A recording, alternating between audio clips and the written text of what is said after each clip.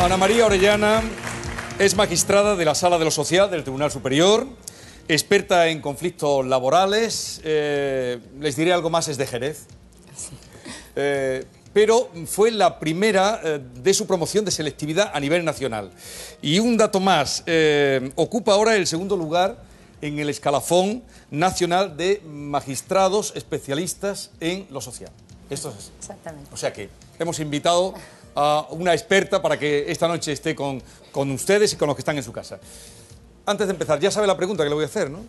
No. Bueno, magistrada, si usted tuviera 22 millones de euros en un banco suizo, en una cuenta allí en Suiza, ¿qué haría con ellos? No, yo no los tendría, ¿eh? Yo seguro que no los tenía. No los tenía. No. Hay que colaborar con España, ¿no? Si llegara a tener 22 millones de euros en España, ¿no? Hemos salido a la calle para saber qué opinan los andaluces sobre la reforma laboral y si creen que habría que cambiar algo esta reforma.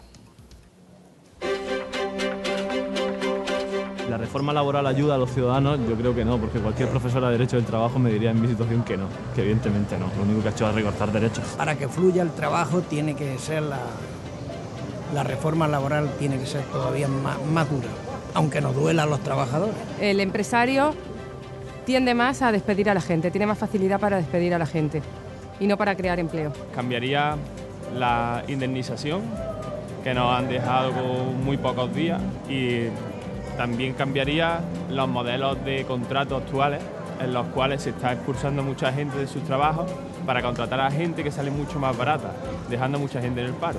Que fuera a todos con el mismo rasero. Se echan banqueros, echan ejecutivos, que también echaron políticos un poco. La reforma laboral sin duda es lesiva totalmente para los trabajadores, está pensada por y para la patronal, negociada con un gobierno que no dialoga con sindicatos, que no dialoga con agentes sociales y que sin duda viene a terminar de destruir y de desmantelar totalmente un mercado laboral flexible y próspero que hay en España. Los empresarios se están aprovechando de la crisis, en mi opinión. Se aprovechan de la crisis. Ellos quieren vivir o necesitan vivir al mismo nivel que estábamos hace unos años. No, están totalmente a favor del empresario, al trabajador lo deja de lado absolutamente. Todo lo que sea animar a los empresarios a invertir, pienso que es favorable, puesto que son los que crean los puestos de trabajo. La opinión de la calle. En este programa, la calle opina. Toda esta parroquia quieren preguntarle y usted tiene que responder. ¿Está preparada? Encantada, Bien. sí. Vamos a empezar por Granada. Miguel Ángel, venga, pregunta tú. Hola, buenas noches, señora Orellana. Pues mi pregunta, evidentemente, va a empezar con la entrada en vigor de la nueva reforma laboral. Y quisiera saber si los trabajadores, con esta reforma, hemos quedado totalmente desprovistos de nuestros derechos, que ya teníamos adquiridos. Un momentito. Es que aquí la publicidad usted sabe que hay que darle paso. Son las 11:29 de la noche. Dejamos ese tiempo para que piense la pregunta, que tiene Perfecto. su aquel, y quédense con las preguntas que vamos a dejar en el aire porque las vamos a responder después. ¿Es constitucional el tasazo de Gallardón? El Consejo General del Poder Judicial lo pone en duda. Las claves en Pido la Palabra. Tras la polémica reforma laboral, ¿qué cambiarían ustedes de esa reforma? ¿Sale demasiado barato despedir a un trabajador? Hoy, en Pido la Palabra.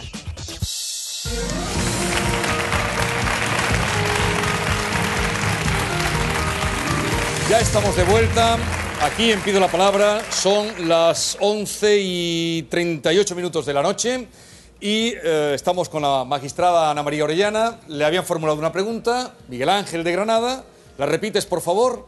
Y adelante. Pues era conforme a la nueva reforma laboral. Entonces, quiero pensar, o quiero a ver si todos los derechos que tenemos los trabajadores, con esta nueva reforma, pues han quedado totalmente perdidos.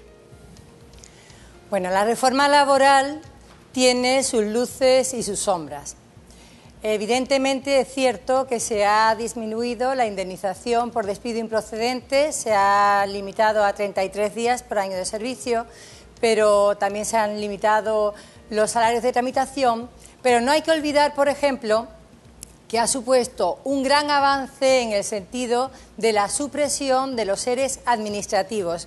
Miren ustedes, el ERE administrativo, tal y como estaba en España, el empresario decidía adoptar una medida de extinción colectiva de los contratos de trabajo, pues tenía que solicitar autorización de la autoridad laboral para adoptar la medida de extinción. Bueno, pues esa autorización laboral solo existía en la Unión Europea, en Hungría y en España. En todos los demás países existía un sistema parecido al que existe ahora. Ahora, ¿qué ocurre? Con la supresión del ERE administrativo en la reforma laboral, se consigue que el empresario adopte la medida, sí la adopta, pero un inmediato control judicial por parte de las salas de lo social, de los tribunales superiores de justicia, que determinarán si concurren o no las causas. También se ha incrementado la indemnización en los contratos de trabajo temporales. ¿Por qué? ¿Qué sentido tiene que una persona, un trabajador, esté prestando servicios durante 1 año y medio y si tiene un contrato temporal cobre menos indemnización cuando le extinguen el contrato que si tiene un contrato indefinido? Se ha incrementado también la indemnización para los contratos temporales, pero a mí lo que me parece más importante es que se haya fomentado en el periodo de consulta la solución del conflicto. Antes, en los periodos de consulta, que se reúnen los representantes de los trabajadores y de la empresa cuando van a adoptar una medida de despido colectivo para intentar paliar la medida. Bueno, pues en octubre se dictó un Real Decreto que permite que más bien casi que considera más que conveniente, casi obligatorio, presentar un plan en el periodo de consulta, cuando empiezan a negociar, presentar un plan con medidas alternativas a la extinción. Pues mire, voy a suprimir un turno de trabajo, en lugar de 3 turnos pues voy a poner 2 y evito tener que despedir a la gente, o sobre todo, lo que me parece más interesante es que se acoge el sistema francés, que son los pactos de recolocación externa e interna. La empresa puede establecer un acuerdo por el cual, si llega a mejor fortuna, en el supuesto en el que tenga más liquidez, sea más solvente, pues tenga los trabajadores afectados por el ERE un derecho de reingreso preferente de recolocación en la empresa. Y también otra cosa que me parece muy interesante es la posibilidad de recolocación externa. Se ha establecido el sistema francés y ha funcionado bien, pero también se han implantado las agencias privadas de colocación, que cuando hubo una crisis enorme en Suecia, en la década de los años 60, pues funcionaron muy bien a la hora de encontrar un empleo. ¿Por qué? Porque, como saben, el sistema público de empleo, pues en ese sistema es difícil que un trabajador que ha sido despedido tras un ERE encuentre empleo. Sin embargo, le ponen orientadores profesionales durante un periodo de tiempo, 6 meses, 8 meses, para que lo ayuden a encontrar efectivamente un empleo. Entonces, tiene luces, tiene sombras. ¿Yo la hubiese hecho así? ¿Reformaría algo? Pues probablemente sí, pero en principio no ha dado mucho tiempo para hacer un balance efectivo de cómo va a funcionar toda esta serie de medidas que son nuevas en España. Bueno, y bueno, atendido. ¿Quiero un poco de agua? No, gracias. Bueno, pues vamos a Cádiz. A ver, Francisco Javier, adelante. Hola, buenas noches. Buenas noches. A tenor de lo visto y lo que por desgracia actualmente seguimos viendo, los ciudadanos vemos que la reforma laboral ha ayudado más a despedir a personas que a contratarlas. ¿Qué me puede decir usted al respecto? Pues bien, la reforma laboral data del 6 de julio del año pasado. Han transcurrido 6 meses. Es cierto que ha habido una cantidad de despidos, quizás casi de las más altas, en el tercer trimestre del año 2012, que hubo en España 38.384 despidos. Pero cuando se produjeron más despidos, en toda la época esta de crisis, fue en el primer trimestre del año 2009, que alcanzó la cifra a 38.510 despedidos. ¿Qué es lo que ocurre? Cuando se cierran empresas, se despiden más trabajadores. ¿Cuál ha sido, desde la entrada en vigor de la ley, cuál ha sido el porcentaje de incremento de concursos, o sea, de empresas que han sido declaradas en concurso y han cerrado. Pues se ha incrementado en un 26,7%. En cuanto han aumentado los despidos, en un 34%. Claro, para saber si realmente lo que usted pregunta, si los empresarios se están aprovechando de la reforma laboral para llevar a cabo despidos sin causa, diciendo que utilizo la causa económica porque estamos en plena crisis, pues habría que esperar más tiempo y hacer un balance del porcentaje de despidos que se declaran improcedentes en el orden jurisdiccional social, para ver si realmente se incrementa el número de despidos improcedentes, que serían los que no tienen causa. Pero es pronto para hacer esa valoración. Vale, gracias. Bueno, Gracias. entonces ahora mismo no podemos saber, pero... Los datos están ahí. Vale. Vamos a Huelva. Ana, adelante. Hola, buenas noches. Me llamo Ana, soy trabajadora social y tengo 29 años y vengo de Huelva. Mi pregunta la has contestado un poco porque era una de ellas, si se tiene contabilizado el número de trabajadores que han sido despedidos desde que se puso en marcha la reforma. Y la otra es hasta qué punto se permite esta reforma modificar las condiciones laborales de los trabajadores. En relación con la primera parte, evidentemente ha habido un incremento de la litigiosidad laboral enorme. Sobre todo se ha notado a raíz de la crisis económica, sobre todo a partir del año 2009. Pero va increciendo, o sea, se está incrementando la litigiosidad y sobre todo el número de despidos. Y en cuanto a si puede un empresario llevar a cabo una reforma de las condiciones laborales de un trabajador, el empresario puede descolgarse, que se llama, del convenio colectivo. ¿Cuándo? ¿En qué supuestos? Pues desde septiembre del año 2010 el trabajador cobra el sueldo, el salario que viene establecido en el convenio colectivo. Bueno, pues puede el empresario desde septiembre de 2010 descolgarse del convenio colectivo y darle al trabajador un salario inferior. ¿Qué es lo que ha hecho la reforma laboral, la de julio del año pasado? Pues ha ampliado la posibilidad de modificar las condiciones laborales de los trabajadores. Porque ya ahora hay que seguir un trámite, pero se puede llevar a cabo el descuelgue del convenio en relación pues, con la jornada, con el horario, con el régimen de trabajo a turnos, con el salario, con el sistema de retribución, con el sistema de remuneración, con el cambio, puede cambiarlo de puesto de trabajo, y también con las mejoras voluntarias, que son cuando complementan el sueldo, cuando se encuentra, por ejemplo, en situación de incapacidad temporal o de incapacidad permanente, paga la empresa una parte. Bueno, pues en todas estas materias se le permite la ley que el empresario se descuelgue del convenio, adopte otras medidas que evidentemente van a ser inferiores las condiciones de trabajo. Pero para ello hay que distinguir. ¿Esto se puede hacer en el sector público? Sí se puede hacer en el sector público y en el sector privado. Lo que ocurre es que las causas que tienen que concurrir para que se pueda hacer en el sector público son diferentes que en el sector privado, por razones obvias, por la condición, ¿no?, de administración. Entonces, para el sector público, ¿cuándo puede una administración adoptar este tipo de medidas, cambiar un turno tal? ¿Cuándo puede hacerlo? Puede hacerlo cuando exista una causa grave de interés público derivada de una alteración de las circunstancias económicas. ¿Cuándo se considera que en una administración cambian estas circunstancias económicas? Pues cuando ha tenido que adoptar alguna medida de ajuste o algún reequilibrio de las cuentas públicas o alguna otra medida financiera o económica. ¿Pero para qué? Para garantizar la estabilidad presupuestaria o para corregir el déficit público. ¿Y cuándo lo puede hacer una empresa? Pues cuando concurran las causas económicas, técnicas, organizativas y de producción. ¿Lo puede hacer la empresa unilateralmente? No. Se tiene que reunir con los representantes legales de los trabajadores y tras un periodo de consultas llegar a un acuerdo.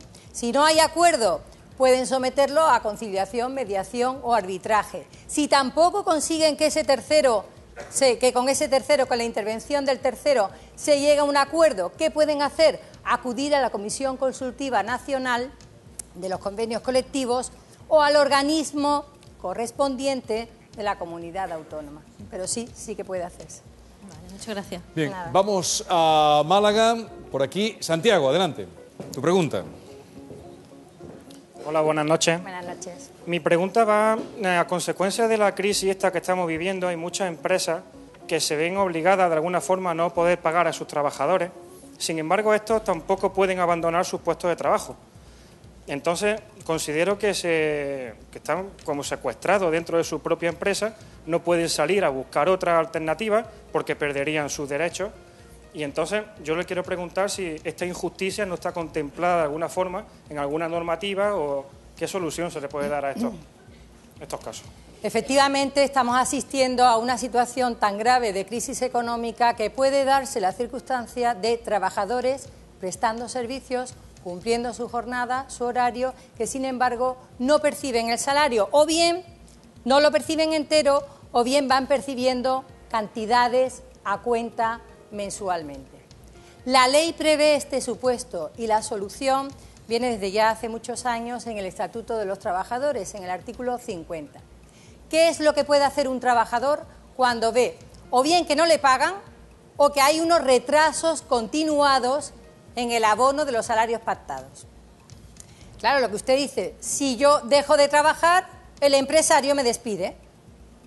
Pero lo que tiene que hacer es que hay una solución que es la siguiente. El trabajador puede ir al orden jurisdiccional social, o sea, a los juzgados de lo social, y solicitar que el juez de lo social, el magistrado de lo social, le extinga su contrato de trabajo. O sea, el despido es el empresario el que decide despedir. En estos casos es el trabajador el que formula la demanda ante el juzgado para que sea el órgano judicial el que le extinga el contrato. Y dirán ustedes, ¿y qué gana? Pues una indemnización equivalente a la del despido improcedente. Igual en cantidad a la indemnización por despido improcedente. ¿Problemas? ¿Qué puede tener esta solución? Que claro, realmente se queda sin empleo, cobra la indemnización, pero... Y por eso muchos trabajadores, estamos asistiendo a muchos casos en los que los trabajadores se aguantan y siguen prestando servicios. Pero, ¿y de tiempo cómo? Pues, ¿qué plazos? Si el trabajador opta por ir y pedir al juzgado social que le extinga el contrato. Las hipotecas hay que pagarlas todos los meses. Entonces, para un trabajador, el trabajador puede decidir que no puede estar pues más de 2 o de 3. No obstante, el Tribunal Supremo, en una reciente sentencia, ha flexibilizado el tiempo, incluso ha llegado a decir que retrasos continuados, no la falta de pago absoluto, sino retrasos continuados durante 6 meses, no se considera un incumplimiento grave del empresario.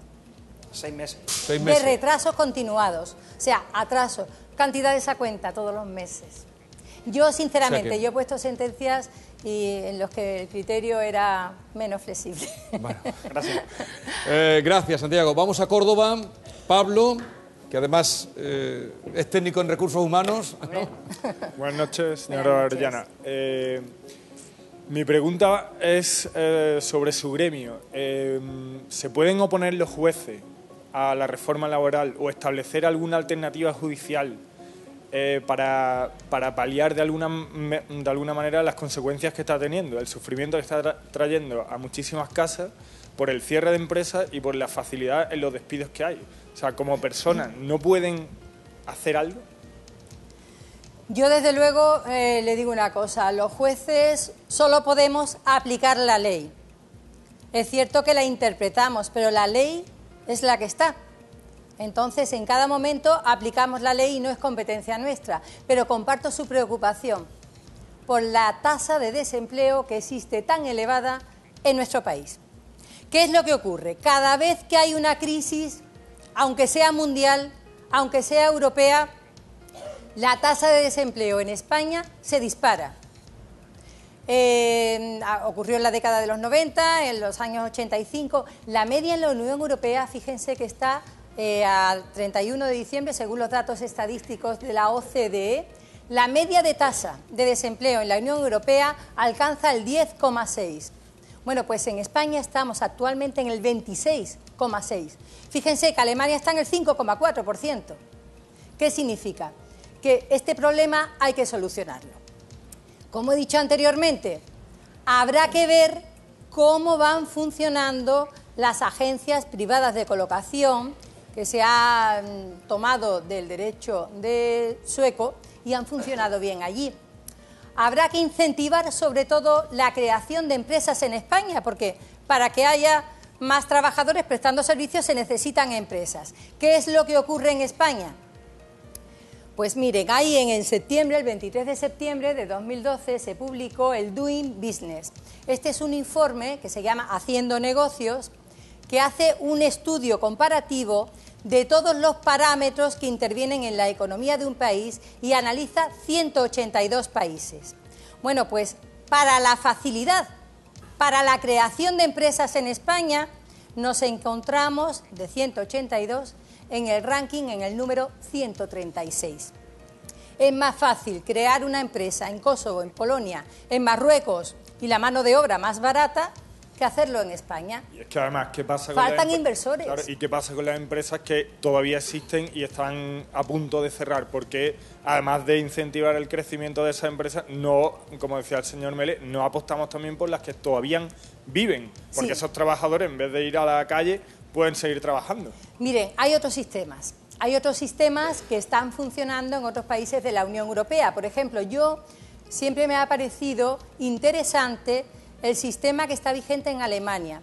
En Alemania, cuando hay un ERE, un despido colectivo, los trabajadores no pasan a percibir la prestación por desempleo, sino que hay creadas unas empresas que se llaman de transferencia, las transfer, entonces los trabajadores empiezan a ser productivos, no a cobrar la prestación por desempleo, sino a prestar servicios con una aportación del Estado y del empresario, a prestar servicios en otra empresa, ¿no? Se podían adoptar otros sistemas, habrá que analizar desde luego, porque el grave problema del paro es que está llegando ya a unas tasas de desempleo alarmantes. Si los jueces también empujan un poquito. Los jueces no podemos hacer las leyes, bueno, podemos aplicarlas. Continuamos, y se ha quedado usted en España. Si hubiera seguido bajando cuando ha ido diciendo la comparativa... Grecia no supera, Andalucía. Grecia no supera en el 26,8, está la tasa de desempleo en Grecia. Y bueno, en relación con la creación con el cierre de las empresas, en el tercer trimestre del año 2012 se cerraron en Andalucía, en el tercer trimestre, o sea, en 90 días, se cerraron en Andalucía 272 empresas. ¿Cuántas se cerraron en España por concurso? 2.306. Estamos casi en el 10%. Bien, vamos a Almería. Vamos a Almería. Amparo, adelante. Venga. Buenas noches. ¿La nueva ley de tasas es posible que actúe como inhibidor para que los trabajadores que ven conculcados sus derechos, como por ejemplo en un despido improcedente o que no acudan a los tribunales a denunciarlo? Este es un tema que a mí me tiene sumamente preocupada. Por lo siguiente, un trabajador, ¿por qué acude al juzgado de lo social? Fundamentalmente o bien porque está impugnando un despido o bien porque le deben dinero el empresario y le reclama una cantidad. Los trabajadores, y esto me parece una medida muy acertada, no pagan tasas por acudir al juzgado de lo social. Las tasas solo existen para el recurso de suplicación, o sea, cuando no están de acuerdo con la sentencia y tienen que recurrir ante los tribunales superiores de justicia, o bien para el recurso de casación. Y en estos recursos la ley le reconoce una bonificación del 60%. Analicemos cuánto tendría que pagar un trabajador que ha formulado una demanda por despido, el juzgado de lo social se la ha desestimado, o sea, que le ha declarado el despido procedente, no cobra indemnización, y quiere recurrir en suplicación. Hay dos cuotas, una cuota fija y una cuota variable. La cuota fija para todo el mundo son de 500 euros. Como tiene una bonificación del 60%, tendría que pagar 200 euros. Y como el despido es de cuantía indeterminada, se fijan 18.000 euros, con lo cual el 40% que tendría que pagar serían 36 euros. Luego un trabajador que va al juzgado de lo social, que le han despedido, que le dice el magistrado, el despido es procedente, sin derecho a indemnización ni a salarios de tramitación, y quiere recurrir la sentencia, o sea, no ha cobrado indemnización, le costaría una tasa para recurrir en suplicación de 236 euros. ¿Puede pagarlo? Bueno, ¿y si reclama una cantidad? Le debe el empresario una cantidad y se le desestima la demanda. Se dice, no tiene usted razón, no se le abona esta cantidad. Entonces, para recurrir esa sentencia en suplicación, tendría que abonar la tasa, la cuota fija de la tasa, que son los 200 euros, y tendría que abonar 2 euros por cada 1.000 euros que reclame. Como el mínimo para acceder al recurso de suplicación es de 3.000 euros, como poco le cuesta una tasa de 206 euros. Estamos, claro, es que estamos en situaciones en las que el trabajador se le ha declarado un despido procedente y se le ha dicho que no tiene derecho a la reclamación de cantidad. Bueno, gracias, Amparo. Vamos a Sevilla. Pilar, adelante. Hola, buenas noches. Buenas noches. Se habla mucho de despido objetivo. Quisiera saber cuáles son las condiciones que se tienen que dar para que se considere objetivo un despido, porque lógicamente, y por desgracia sé, que cuando el desempleo llega a un hogar no hay objetividad posible. Desde luego que no. La verdad que el término de despido objetivo es en sentido jurídico. Desde el punto de vista como contraposición a lo subjetivo, no es el despido objetivo. El despido objetivo, desde el punto de vista jurídico, es aquel en el que concurren causas económicas, técnicas, organizativas o de producción. ¿Qué es lo que tienen cuáles son los presupuestos para que un empresario pueda acogerse a la medida de despido colectivo, que tiene una indemnización de 20 días de salario por año de servicio, no de 33 como sería el despido improcedente? ¿Qué es lo que tiene qué presupuestos tienen que concurrir? Que concurran las causas económicas. ¿Cuándo concurren las causas económicas? Cuando el empresario tenga pérdidas actuales o previstas, dice la ley. Pero esto lo dice la ley desde la reforma laboral de septiembre del año 2010. Y claro, que un empresario tenga pérdidas previstas y ya pueda despedir a trabajadores, se está instaurando o implantando el despido económico preventivo, que es sumamente peligroso. O también cuando cuando existan una disminución persistente del nivel de ingresos ordinarios o de ventas. ¿Cuándo se entiende que la disminución es persistente? Cuando se extiende a 3 trimestres consecutivos.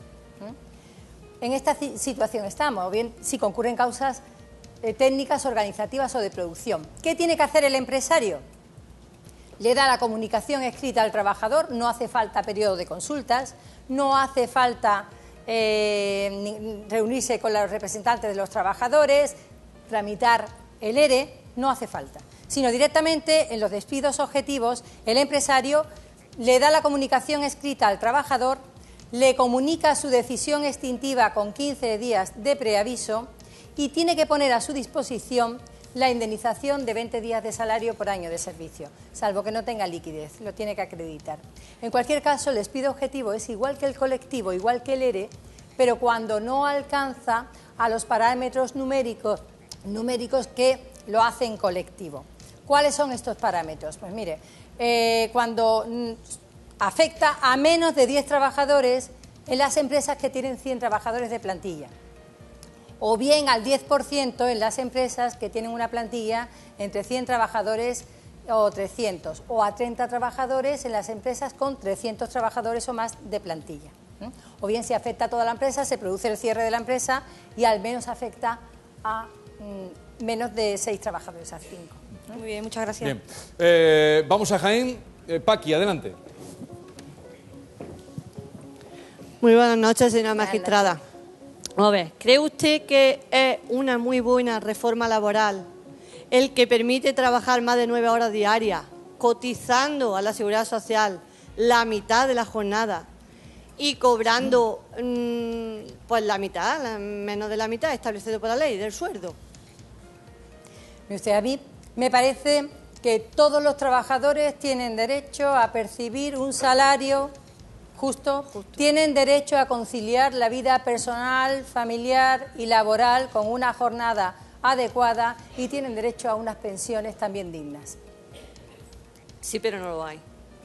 Porque cobramos tarde, más y nunca, y los sueldos son una miseria. Desde luego, los pocos que estamos trabajando, los que quedamos trabajando. Es cierto.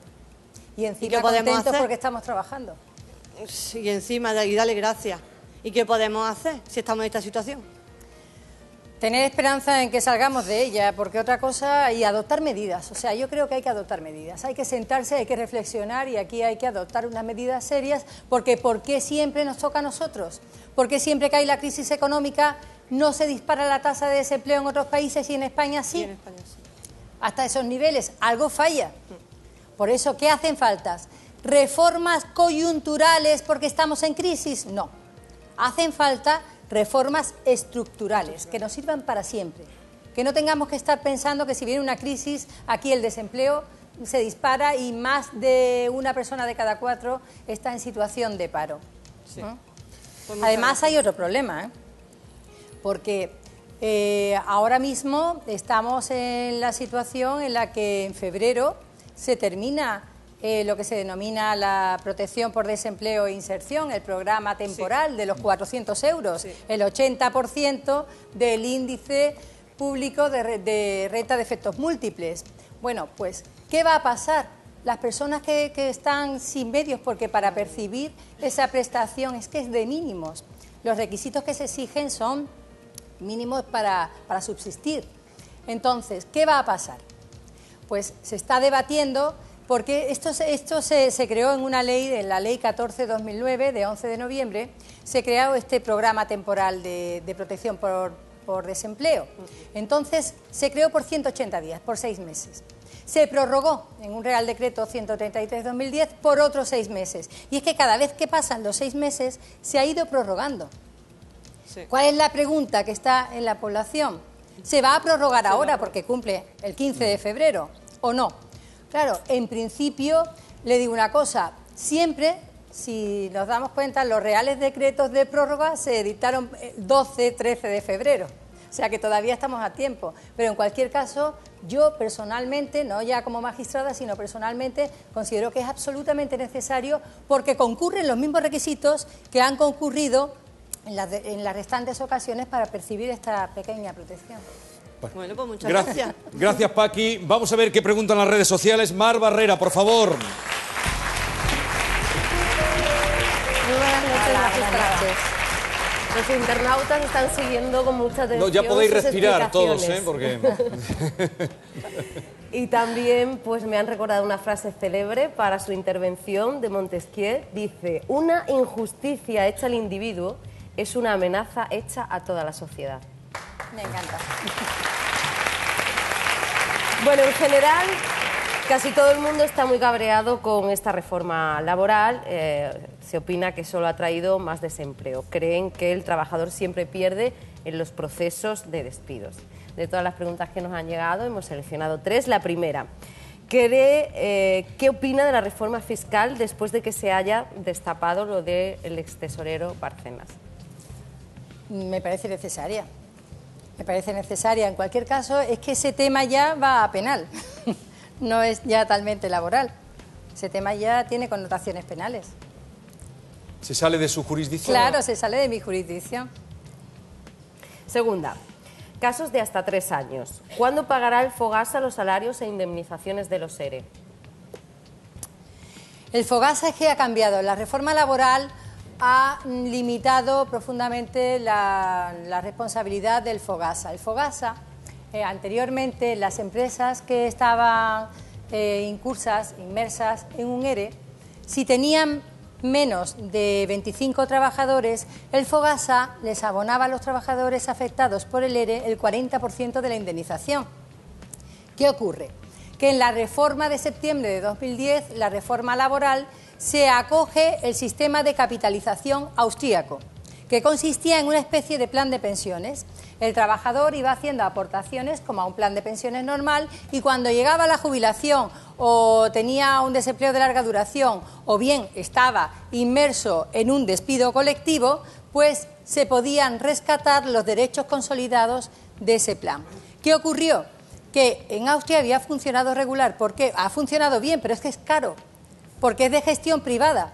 Entonces hay solo 9 entidades en Austria que se dedican a hacer esto. Entonces cuando el trabajador austriaco va a cobrar los derechos consolidados del plan de pensiones, del fondo de capitalización que se llama, tiene que abonar un 3,8% de los derechos consolidados y aparte por la gestión de un 0,8 a un 3%.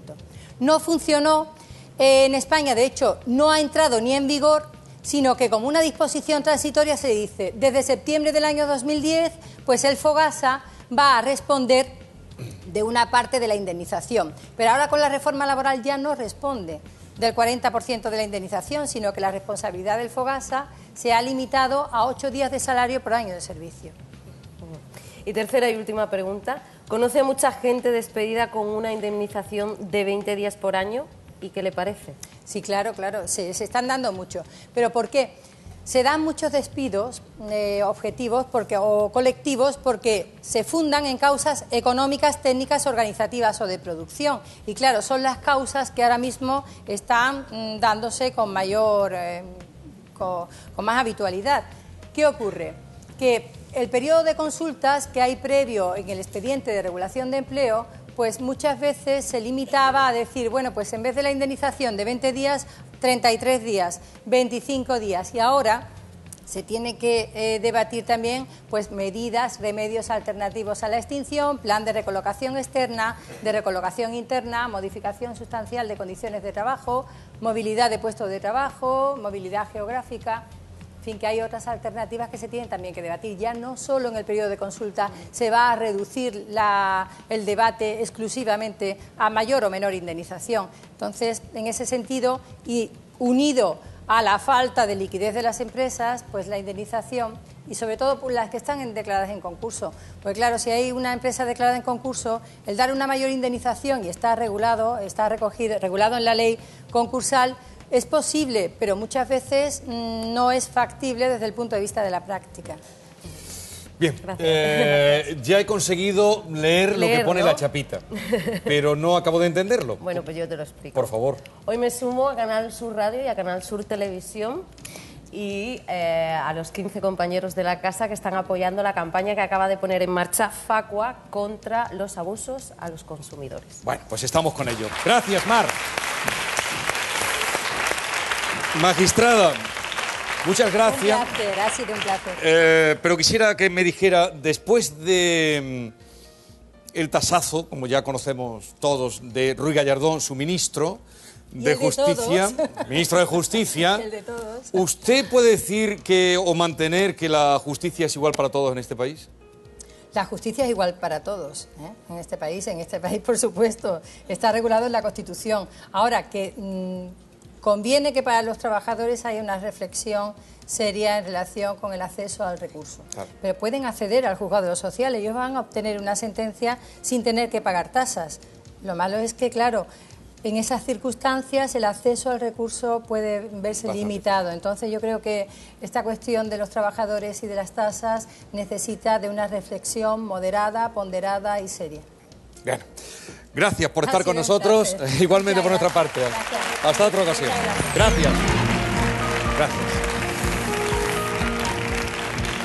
Gracias a nuestro público, a los preguntadores, preguntones, lo que quieran, lo hacen muy bien. Gracias a quienes están con nosotros. Quiero adelantarles ya que la próxima semana en Pido la Palabra hablaremos de las perspectivas económicas que tenemos en Andalucía para el recién inaugurado 2013.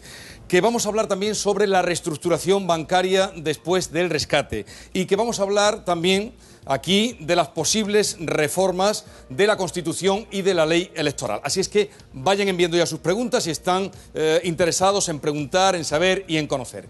Y si ya estamos en las 12 y 12 minutos ya del viernes y estamos en Canal Sur Televisión, es el momento de echar un buen rato, pasar un buen rato con Manu Sánchez.